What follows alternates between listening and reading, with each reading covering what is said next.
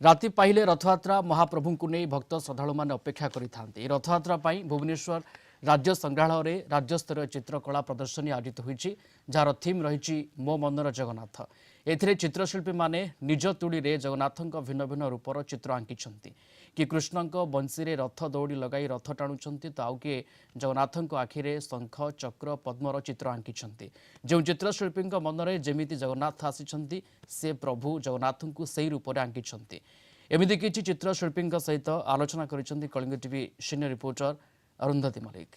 आसंता काली महाप्रभुंकर रथयात्रा पाई रथपथ सबु प्रस्तुत अच्छी, किंतु आज देखा मिली भुवनेश्वर स्टेट म्यूजियम ठारे मो मनरे जगन्नाथ को नहीं एक सुंदर कलाकृति करा जायछि। ता सहित विभिन्न चित्रशिल्पी माने सुंदर सुंदर प्रभु जगन्नाथंकर चित्र आंकिछंती।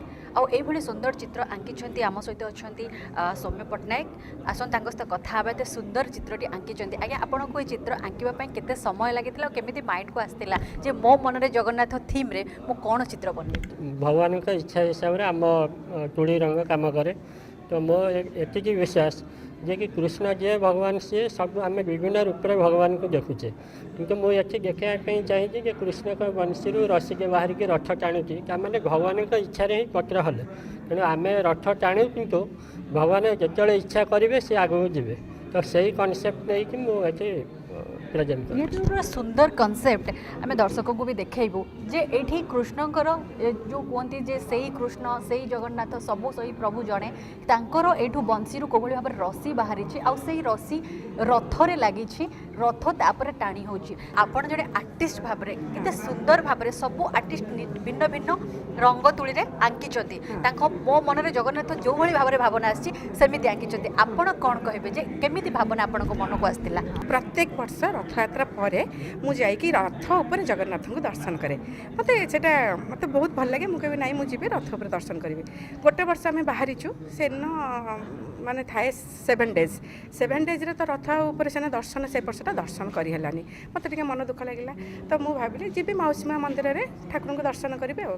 एमती जावा भितर घर जस्ट मो मन में मुझे भगवान मु पूरी जाऊँगी। मत से गोटे माने श्रीकृष्ण मूर्तिटा पर्टिकुलर से मूर्तिटा को आनिकी मु बहुत शौक मैंने बहुत प्रकार डिजाइन काम करे। मुझे जगन्नाथ जो से मूर्तिटा को ही मुझे तादे अप्लाई करे। तो मु पर्टिकुलर से श्रीकृष्ण मूर्तिटा मन में भाविली भगवान मत से श्रीकृष्ण मूर्तिटा मत कोणार्क मिले, कि मुझे पुरी आने चाहिए। जस्ट एति भावी जा पहुँची मौसी मंदिर जो जावा पूर्व जो शू स्टाण्ड मु चप्पल रखा टाइम गोटे छोट वर्षर 10 वर्षर बालकटे कला होगी बैग्रे गोटे बोली श्रीकृष्ण का मूर्ति आ सी भी पुणी ओदा अच्छी सुखीनी भल भाव पीओपी आउ गोटे नवग्रह बास ये 2टा मूर्ति ता बैग्रे अच्छे। से गोटे मूर्ति बैग भितर रखी आ गोटे मूर्ति हाथ में धरची जोटा को मु जोटा को इच्छा करी नापी। तो सी मो बैक साइड्रु आसिकी मो कांधे हाथ मारी माँ माँ ये मूर्तिटा नबू कि मत एमती जो देखा मूर्तिटा नेबी बोली मो भाव विभोल हो गली। मुझे मूर्तिटा से मत मन पड़ू 35 टका ना 40 टका कौन कहला मुझे देली टंका देकी बैग्रे रखिकी मो मूर्तिटा को देखुची। तापर किस समय पर मोर जो हिताहित ज्ञान मैंने मुझे आबाक हो ना मैंने कौन मूर्तिटा कौन भावी मुझे किस समय पर जो भावी खोजी मो चतुर्पार्श्व से पिलाटा नाला। तापर मो आखि छल छल होगा। मुझे मूर्ति को धरिकी कांदी मैंने कांदी पकईली। मुझे जानी स्वयं भगवान ही आसिक हाथ में निजे हस्तरे मत मूर्तिटा को देले जोटा कि मुझे भाभी चिंता करी। तो जगन्नाथ ये अनुभूति बहुत किसी अनुभूति मोर अच्छी।